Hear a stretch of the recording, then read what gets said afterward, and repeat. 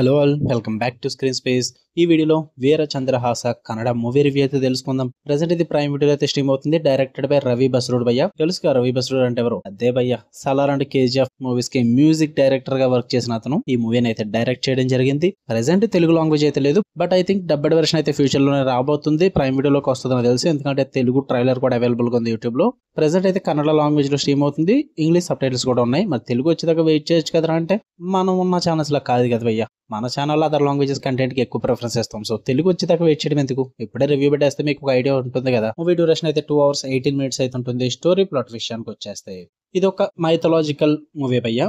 ఒక abundant bye అయితే ఉంటాడు చంద్రహాస అని చెప్పేసి. తనని కులింద అనే ఒక నోబెల్ మ్యాన్ అయితే డిస్కవర్ చేయడం అయితే జరుగుద్ది. సో తనని తీసుకెళ్లి కింగ్డమ్ ఆఫ్ కొంతలలో తనని పెంచుతానమాట. ఈ చంద్రహాస పెరిగి ఎలా మారాడు, మరి కొంతల రాజ్యం ఏంటి, అసలు ఈ కులింద ఎవరు, వీటన్నిటి చుట్టూ నడుస్తుంది అనమాట ఈ వీర చంద్రహాస మూవీ. ఇక ఫుల్ రివ్యూలోకి వెళ్ళిపోయే ముందు మీరు కనుక ఛానల్ కి కొత్తగా వచ్చుంటే వెల్కమ్ టు స్క్రీన్ స్పేస్. వీడియోని ఖచ్చితంగా లైక్ చేయండి. Theatrical reviews and Telugu dubbed movie reviews తో పాటు ఓటీటీలో రిలీజ్ అయ్యే other languages movies and web series genuine and quality content కోసం మన ఛానల్ సబ్స్క్రైబ్ చేసుకుని బెల్ ఐకాన్ ఆన్ లో పెట్టుకోండి.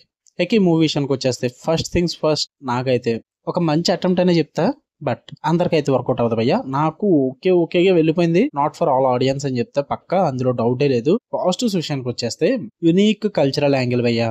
ఐ థింక్ నాకు తెలిసి ఫస్ట్ అవర్ ఫిల్మ్ అనుకుంటా ఈ టైప్ ఆఫ్ కల్చర్ ని చూపించిన ఇదంతా కూడా. ఏంట్రా కల్చర్ అంటే యక్షగణ అనే కల్చర్ అయితే మీరు ఈ మూవీలో చూస్తారు భయ్య. అథెంటిక్ కాస్ట్యూమ్స్ ఉంటాయి, పర్ఫార్మెన్సెస్ ఉంటాయి, అండ్ ఇన్స్ట్రుమెంట్స్ కూడా ఆ కల్చర్ కి సంబంధించి యూజ్ చేస్తారు మూవీ మొత్తం కూడా. పైగా మైథలాజికల్ సెటప్ కాబట్టి మరి ఎఫర్ట్స్ అయితే ఎక్కువ పెట్టి ట్రై చేశారని చెప్పాలి మూవీకి. అసలు ఈ యక్షగణ కల్చర్ ఏంట్రా అంటే గనక ఇది ఒక ట్రెడిషనల్ ఫోక్ ఆర్ట్ అనమాట. కర్ణాటక నుంచి అయితే రావడం జరిగింది. Music, dance and acting, story telling, dialogues and songs ఇలాంటివన్నీ కూడా ఈ ఆర్ట్ లో అయితే ఉండడం జరుగుద్ది. లైక్ మన సైడ్ తెలుగులో ఎక్కువ బుర్ర కథ అంటారు చూడండి, అంటే సింపుల్ గా కంపేర్ చేసి చెప్తున్నా. లైక్ అదే సేమ్ అని చెప్పట్లేదు, మీకు అర్థం అవ్వాలని చెప్పేసి అయితే దాన్ని రెఫర్ చేయడం జరిగింది.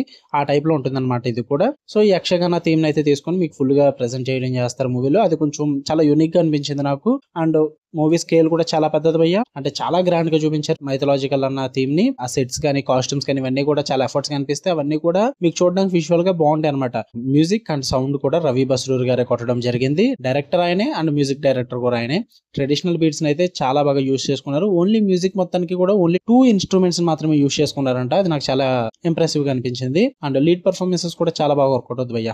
ఇక నెగిటివ్ విషయానికి వచ్చేస్తే విఎఫ్ఎక్స్ క్వాలిటీ అయితే చాలా వీక్ గా ఉంటుంది. విజువల్లీ చాలా అంబిషియస్ గా అండ్ గ్రాండ్ గా తెద్దామని అయితే ట్రై చేస్తారు కానీ, బట్ ఆ సిజిఐ అండ్ విఎఫ్ఎక్స్ వర్క్ అయితే కొంచెం అన్పాలిష్డ్ గా ఉంటుంది, చాలా ఆర్టిఫిషియల్ గా ఉంటుంది, తెలిసిపోతుంటది అనమాట మొత్తం అంతా కూడా. సో మనకి ఎక్స్పీరియన్స్ అయితే అంతగా వర్కౌట్ అవ్వదు.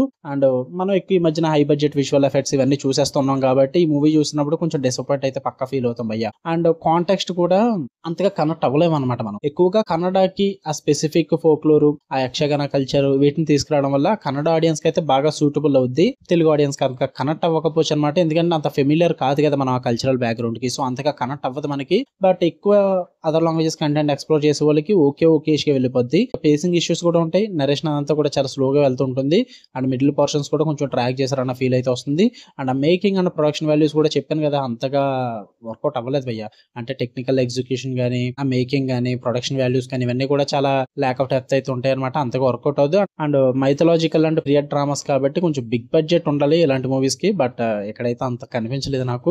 సో అందుకే నాకు ఓకేష్కి వెళ్ళిపోయింది మూవీ. అయినా సరే చూద్దాము, నేను కనెక్ట్ అవుతాను కన్నడ మూవీస్ కి, ఆ కల్చర్ కి ఇదంతా అనుకుంటే కనుక గివ్ ఇట్ ఏ ట్రై భయ్య. ప్రైమ్ వీడియోలో ఉంది. ఫ్యామిలీ వాచ్ఫుల్ అంటే చూసేచ్చు భయ్య, ఫ్యామిలీతో చూసేచ్చు, ఇబ్బంది ఏం లేదు.